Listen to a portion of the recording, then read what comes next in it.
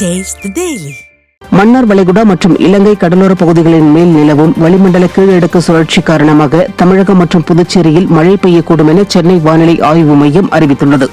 கன்னியாகுமரி, திருநெல்வேலி உள்ளிட்ட தென் மாவட்டங்களிலும், புதுக்கோட்டை, தஞ்சாவூர், திருவாரூர், கடலூர், விழுப்புரம் உள்ளிட்ட 18 மாவட்டங்கள் மற்றும் புதுச்சேரி, காரைக்கால் பகுதிகளில் இன்று கனமழை பெய்யக்கூடும் என வானிலை ஆய்வு மையம் தெரிவித்துள்ளது. மேலும் நாளை முதல் 21ஆம் தேதி வரை தமிழகத்தில் ஓரிரு இடங்களிலும், புதுவை மற்றும் காரைக்கால் பகுதிகளிலும் மிதமான மழைக்கு வாய்ப்புள்ளதாக வானிலை ஆய்வு மையம் அறிவித்திருக்கிறது.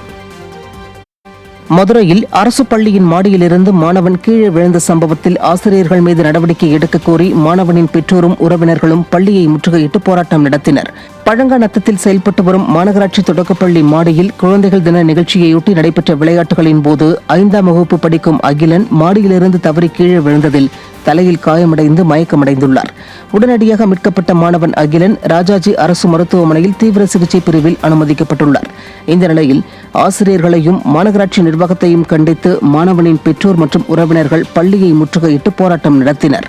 அப்போது பேச்சுவார்த்தை நடத்த வந்த திமுக மாமன்ற உறுப்பினர் சுதனிடம் சரமாரியாக கேள்வி எழுப்பி அனுப்பியதோடு ஆசிரியர்கள் மீது நடவடிக்கை எடுக்க வேண்டும் என கோரிக்கை விடுத்துள்ளனர். தமிழகத்தில் கடந்த 2 நாட்களில் மட்டும் மின்சாரம் தாக்கி 4 பேர் உயிரிழந்துள்ளனர். ராமேஸ்வரம் வேற்காடு பகுதியில் திமுக எம்எல்ஏ வருகைக்காக டிரான்ஸ்பார்மர் அருகே இரும்பு கம்பியில் இருந்த கொடி கம்பத்தில் மின்சார கசிவு ஏற்பட்டது தெரியாமல் உரசியதில் இளைஞர் ஒருவர் உயிரிழந்தார். இதேபோல் சென்னையை அடுத்த ஜமீன் பல்லாவரத்தில் பீம் கம்பி மேல் கிடந்த மின்சார கம்பி மீது சாய்ந்து ஒருவர் பலியானார். திருப்பத்தூர் மாவட்டம் பெரியவரிகத்தில் நீர்த்தேக்க தொட்டி பம்ப் ஆபரேட்டர் சுவிட்ச் பாக்ஸ் செல்லக்கூடிய மின் ஒயர் பழுதானது தெரியாமல் ஆன் செய்ததில் தூக்கி வீசப்பட்டு உயிரிழந்தார்.